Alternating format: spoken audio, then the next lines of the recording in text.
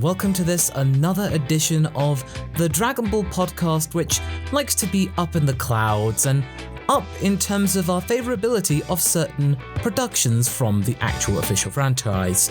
Relax with us and join us for another edition of Up on the Lookout.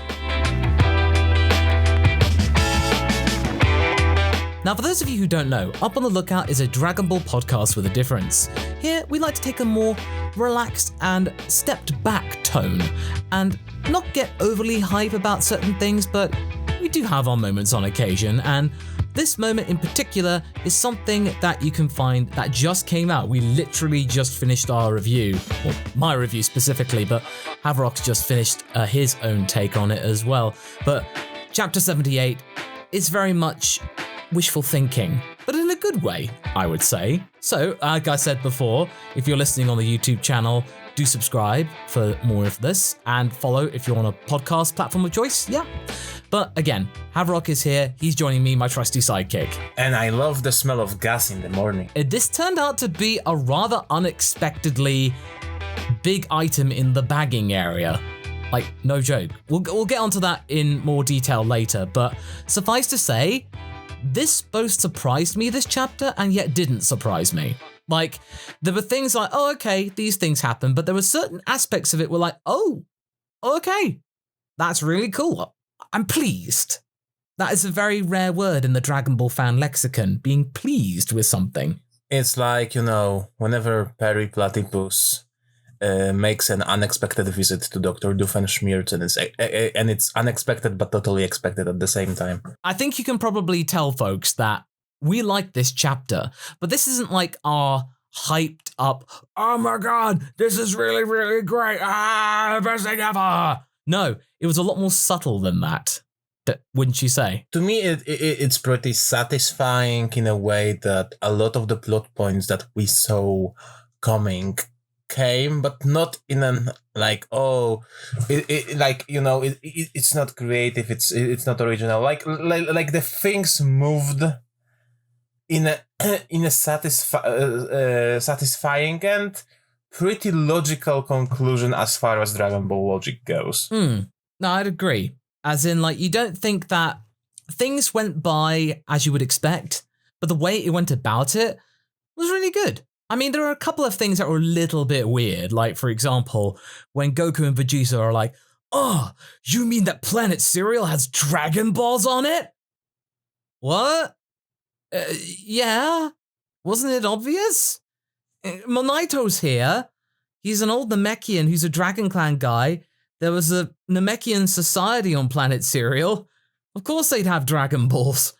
So, a couple of odd statements, to be sure, but, I mean, they were very fleeting. It's not enough to ruin the entire package, but something to take note of.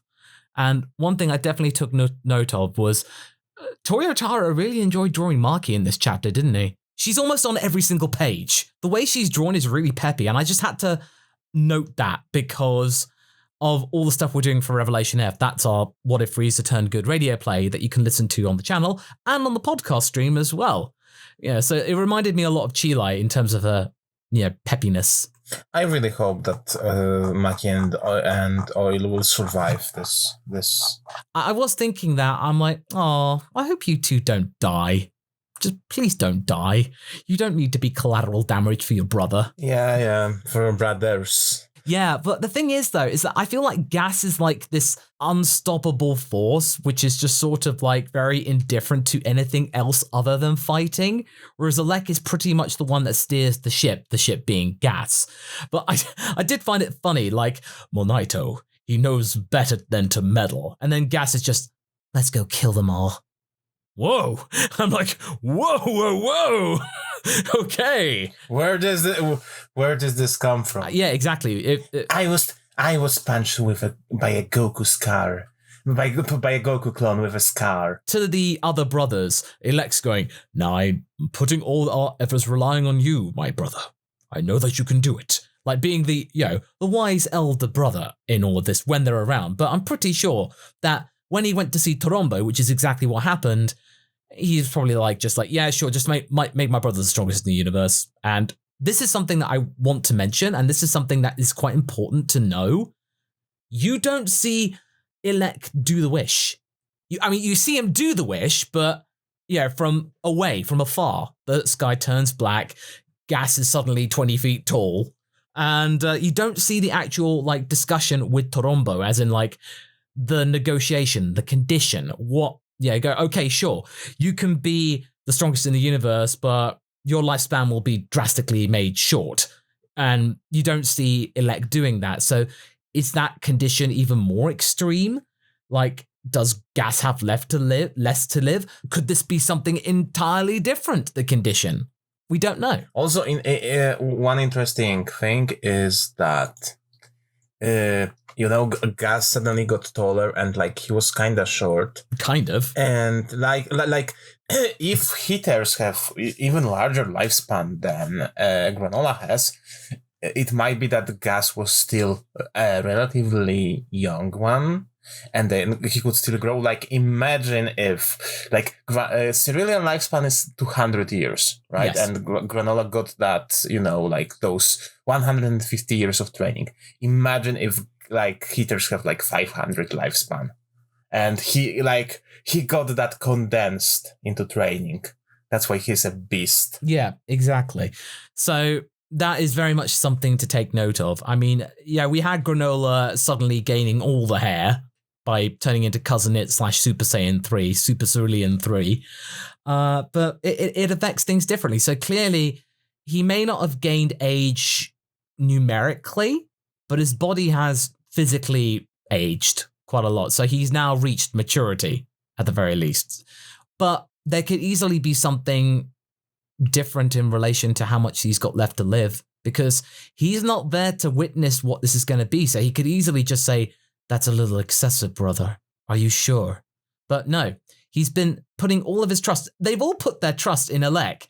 He's going to shaft them. Of course he will, because the whole point of the Heeters is to make money, have the most intel, and have the best assets in the galaxy. And I want to touch upon that from something a bit later on in the flashback, which I will admit, the gradient effect from going from white backgrounds to black backgrounds, very nice indeed. You have this moment when Elec finds out that Granolah is this famous bounty hunter that's come out of nowhere who's a child prodigy. An average mook would have just gone I've got to stop him. He must not know what happened. They'd have killed him. They'd have killed Granolah right there and then. Be done with it. But no, Elec's just going, wait a minute. I can bargain with this and get something that I want. And that's very clever. This is telling you why the Heeters are such good villains in a different way. They are clever. And yeah, Frieza's very clever, but he's also very powerful. So sometimes Frieza doesn't have to rely on his intelligence, whereas the Heeters have to rely on their intelligence. And it pays off in spades. So probably the Frieza Force and the Heeter Force have equal amounts of intelligence and nous and skills, but it's just the Heeters have to use it more, whereas Frieza can just rely on pew pew, I don't like you, bye bye, boom. All that stuff, right? I really enjoy Heeters, and I must say, it's usually, a hero line, but, I really loved, how Gas was I never really liked you. Yeah, agreed. Of course, it's, not the most original line, but it works so well in that scene. Yes, absolutely. I mean, I was personally thinking, really? Really? You didn't like him? That is really obvious, but the succinctness was something I appreciated, definitely. It was definitely very, very short and brief, so I'll give them that. So fair enough. You could see that, that there was certain element of jealousy that from Gas that they have to rely on Granolah as their muscle. Gas felt, that he was the only one worthy of protecting his family, which is nice, which is a character. Absolutely. I mean, he feels a lot of responsibility to protect his family, certainly, but you feel also he's very much a blank slate, and now that we vaguely know that he was still relatively young despite 40 years passing, he's still very much just one with no personality. So it makes me wonder whether it actually might develop now that he's older and actually has more things to convey. So now you get Gas, instead of him being this old generic Kid Buu-like character who's unpredictable, now you're getting something that can really stretch their legs with Granolah, and there's personal history with that, and that's what I really like. He's now like a Super Buu lookalike character. Yeah, that's very true, but just with very epic hair. And I can't lie, I absolutely love what kind of powers he got. Like, yes, materializing, like metallic object, it seems, is kind of cool. Like, how he gets Goku with those cubes. That's new. That's new. Yeah, but I mentioned this in my main review, but it reminded me of something in a good way of what Super Dragon Ball Heroes would do. Something like that. It would end up in there and you'd think like, what? That's nuts. And it definitely reminded me of Lags in that. Lags was the best character in that series, in that first arc of Super Dragon Ball Heroes. I mean, Hearts was very, very dire, despite having the voice of Dio. But no, Lags was very, very compelling and had the really cool skill set. And Gas is now, I think, the main story's equivalent. Having these moments where, I'm just going to conjure up a massive dual-edged pitchfork. Okay, stabby stab. Ooh, that's really, really cool. It makes Goku Black Scythe look quaint. Like, a scythe? Can you do a pitchfork or an axe or a giant comedy novelty mallet? Yeah, he does the totally known Captain America / US agent / Taskmaster shield.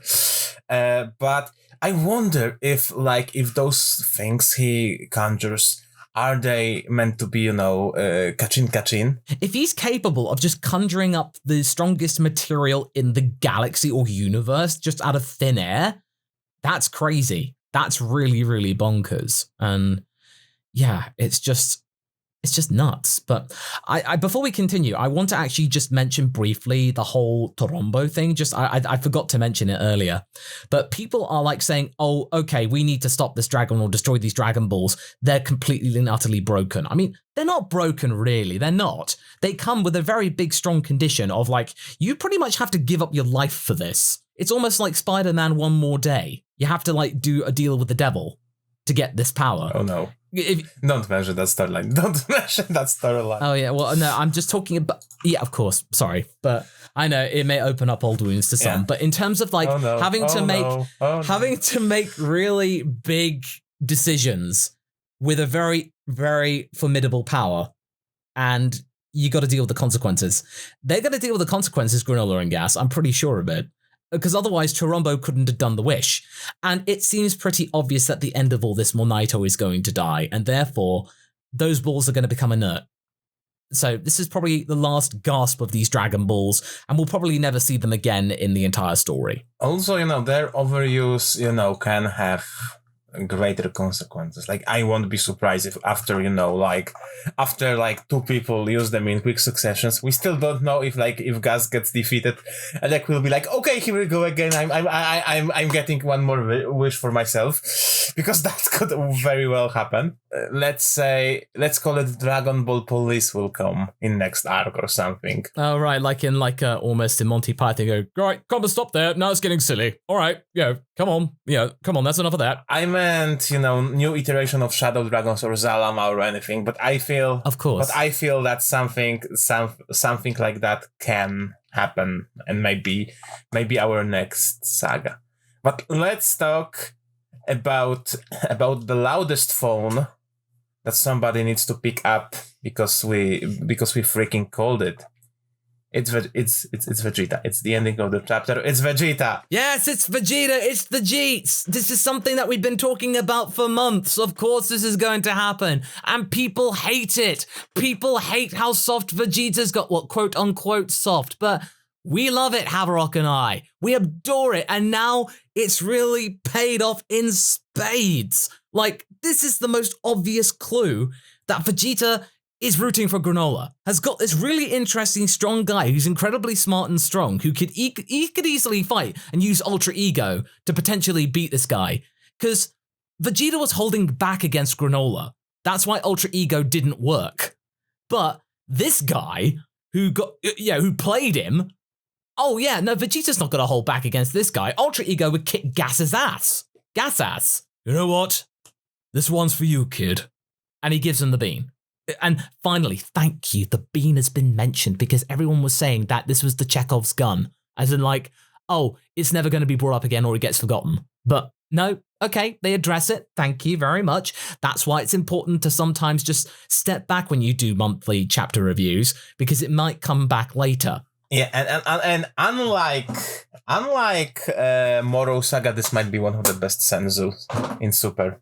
The best senzu in Super for sure. Oh yeah, much better than the Goku Moro one, right? It almost makes up for that, wouldn't you say? Yeah. Yeah.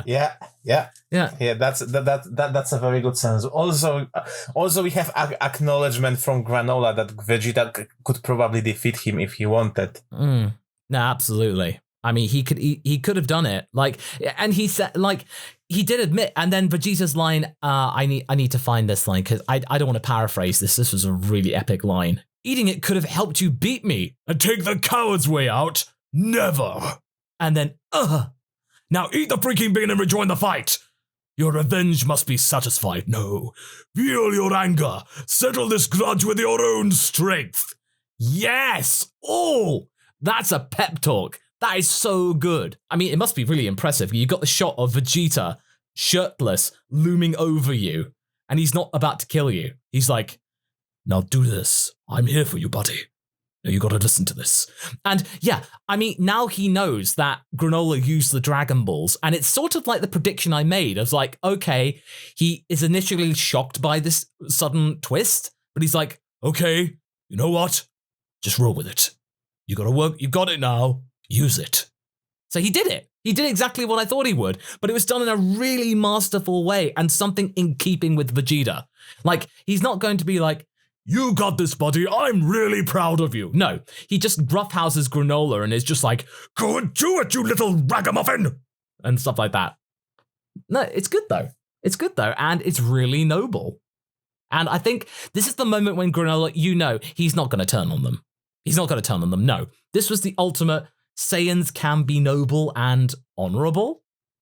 Yeah, this is the moment where like Granola's like, yeah, okay, they were telling the truth. And we are riding the same card right now. I think part of Vegeta knows that in all those years ago, if he had an option to get that wish, he would, you know, in the Namek saga, he was doing exactly the same thing. Maybe immortality, but like, you know. So he was like, I cannot blame him. Yeah, no, but before all that, I would probably do the same to get my revenge on Frieza. No, absolutely. I mean, yeah, he's looking back at Granolah and then just seeing himself and is like, you know, he doesn't like it. He doesn't like it. He's like, no, I don't want him to turn into me. And I want better for this kid. He doesn't need to be consumed by revenge. Well, kid, Granolah is about the same age. Well, in relation, really. As in, like, you know, in terms of, like, perspective. And remember, Granolah, if you ever fight a bugman, don't let him transform into his third form. He will tell you that it's a cool challenge, but no, don't do that. That was dumb. I admit that was dumb. That was oddly specific. Just listen to me and do it. Yeah, this is the moment where you know that Vegeta is going to pick up yet another student. First it was Tarbell, then it was Kaba, then it was his son again, and now it's Granolah. I mean, for as long as he'll live, which is not very long. Maybe the last wish that they make on the dragon is to take away Granolah's power, and that means he gets to live. Or Monaito will give him his remainder. His final ripple. Absolutely. That's true. You know, give the remainder of his life essence and therefore ensure the Dragon Balls on Cereal can never be used for ill again. The Dragon Balls are gone, and that's how Monaito is gone, and that's how the story ends. And Granolah, like, you know, Sugarians maybe forgive him, and he becomes a farmer. Or something. Yeah, no, he retires. He does a Thanos, and basically you just see him tending to his little hut and then just looking out to the sun, feeling accomplished. He has a few years left to live. He'll live them out in peace. Yeah, I feel that it's a very likely endgame. Like, I don't think that fight with Gas will take more than 3 or 4 issues. Well, this is the beginning of the second act, so I feel like there's going to be more to this. And again, we've still not seen Frieza yet, and I know that it's probably likely that we won't see him, but yeah, it'd be a bit weird if you didn't at least just see one moment where he just comes in right at the end and go like, "Sorry, did I miss anything?" And just looks like completely oblivious to the entire thing that has just happened in these last few months. Can you imagine, if it was Granolah is like, Frieza, you ordered to kill Cerellians.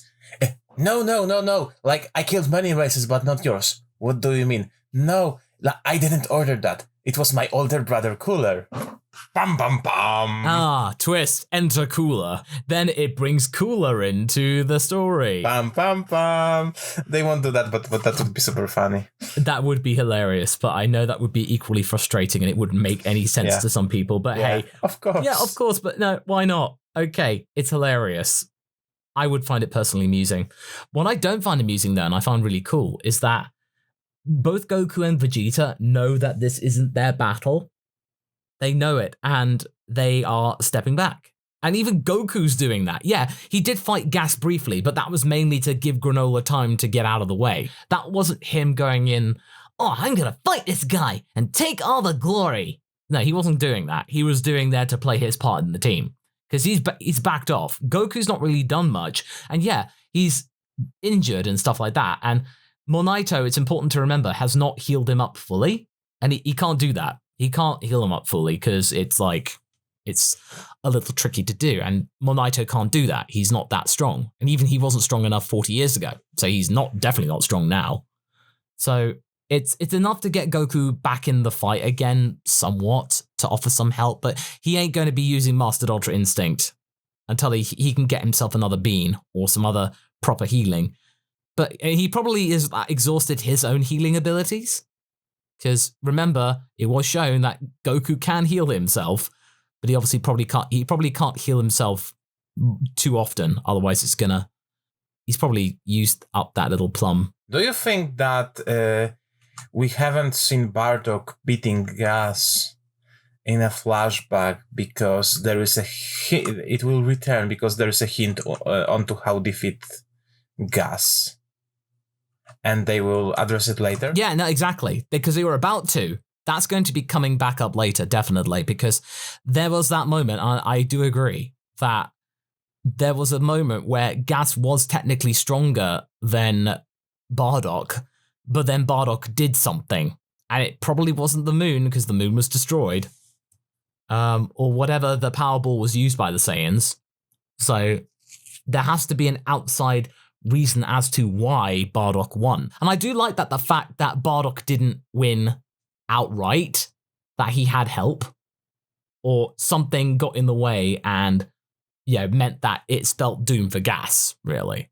So that's important to remember. And we know that this was a pretty traumatic experience for Gas. Yeah, so it was definitely something that really dented his pride. Something that dented his pride, and it's something that he really kind of cannot get over, even 40 years later. I think we can actually start wrapping things up for this chapter, but yeah, I liked it.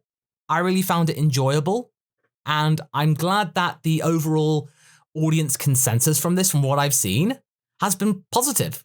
It's been something good. It was very, very talky, but it was also something that I felt that really needed to happen. Like, it was a really good chapter in that, things occurred.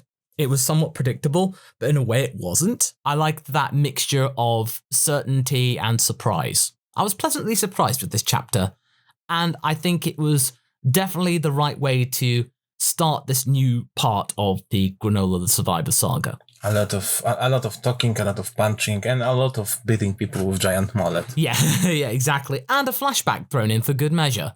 You gotta have them flashbacks. I would very much be interested to know what you folks out there thought about this chapter. Do leave a comment down below if you're listening to this on YouTube, and do give us a nice rating on podcasting platforms of choice. That would be really, really helpful for that. And also, if you are able to go to masterquakes.com, you can check out our special holiday collection of all the best what ifs that we've done on the channel the last couple of years. And you can get a signed card from me in the post. So all you need to do is go to masterquakes.com for more information about that. Really helps support the channel. And also you get something in the mail and something to hang up a Christmas card. That's always very nice. So all that remains to be said is that Haverock, thank you very much for joining me. Thank you. Like, I just have one ending thought, because do you think that this chapter leaking now was a gas leak? Good night, everybody. Good night, everybody.